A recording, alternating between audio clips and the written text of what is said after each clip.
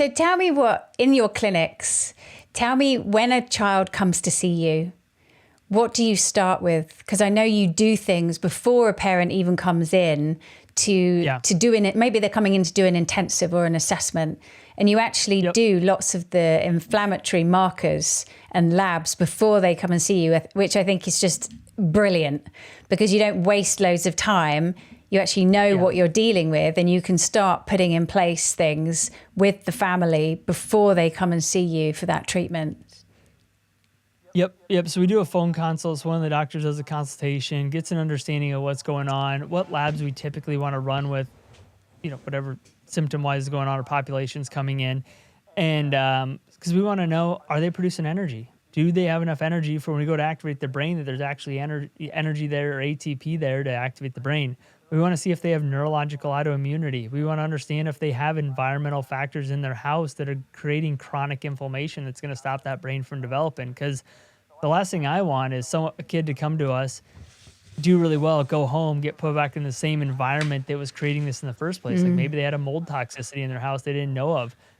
And we find that out all the time. We'll find mold toxicities in kids, and they'll get their house assessed, and they'll have to remediate their house, and the kid starts doing better. But it's because we run the labs to figure it out. And so then we'll start making dietary modifications, supplement recommendations, getting nutrients, whatever it may be based off of that testing we do. But also it helps us understand when they get here, if they have autoimmunity against their cerebellum, we're probably going to find a whole bunch of issues in their cerebellum, like with their physical exam. We're going to find abnormal findings that relate back to that cerebellum. So then we're going to do an exam. When they get here, we're going to do a neurological exam and figure out what areas of the brain are dysfunctional. There's different functional tests for every aspect of the brain, or most aspects of the brain, I should say. And then we're going to do a primitive reflex assessment. We're going to do a balance or vestibular assessment. We do computerized ones if the kid's old enough so we can standardize it for their age.